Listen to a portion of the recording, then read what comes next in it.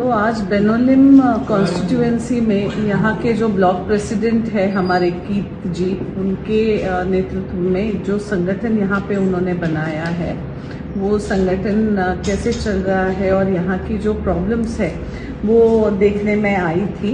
And I am really happy कि यहाँ पे संगठन में लोग हैं जो हर महीने मिलके कुछ ना कुछ काम लोगों के लिए कर रहे हैं। तो बेनोलिम में ऐसी कॉन्स्टिट्यूएंसी है जो पिछले 20 साल से हमने कांग्रेस के लिए जीती नहीं थी, तो इस बार हम इनके नेतृत्व में अच्छा कैंडिडेट यहाँ से देके श्योर शॉट ये सीट जीतेंगे, ये थोड़ा विश्वास है मुझे।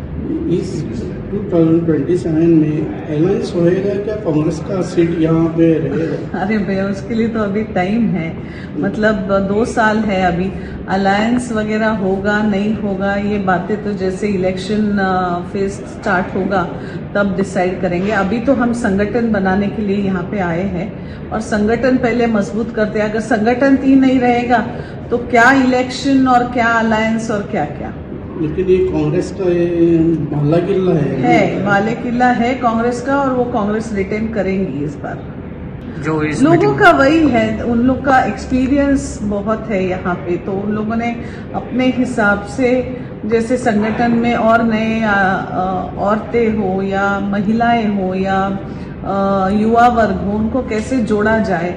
फिर यहाँ पे जो बीजेपी सरकार की वजह से जो एनवायरनमेंट का हानि हो रहा है उस पे नियंत्रण लाने के लिए हम क्या कर सकते हैं कांग्रेस पार्टी की तरफ से, और अंदरूनी बातें जो संगठन की है वो थोड़ी सी चर्चा की।